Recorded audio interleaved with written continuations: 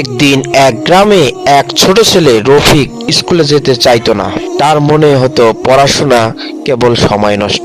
তার বাবা ছিলেন একজন কৃষক, আর রফিক ভাবতো সে বাবার সাথে মাঠে কাজ করলেই হবে, পড়াশোনার দরকার নেই।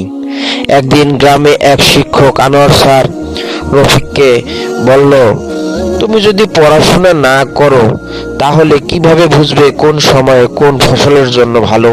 কিভাবে জানবে আধুনিক চাষাবাদের পদ্ধতি? রফিক কিছুটা ভাবলো, কিন্তু তখনও পুরোপুরি বুঝতে পারেনি। একদিন তার বাবার ফসল নষ্ট হয়ে গেল, কারণ তিনি ভুল সময়ে চারা রোপণ করেছিলেন। তখন আনোয়ার স্যার এসে বলল, যদি তুমি পড়তে তবে জানতে পারতে কখন বীজ বপন করতে হয়, কখন সার ব্যবহার করলে ভালো হবে। রফিক চোখ খুলে গেল।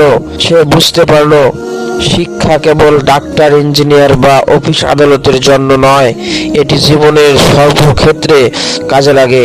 সেদিন থেকে সে স্কুলে যেতে শুরু করলো এবং বড় হয়ে একজন কৃষি গবেষক হয়ে উঠল, যা তার বাবার স্বপ্ন ছিল।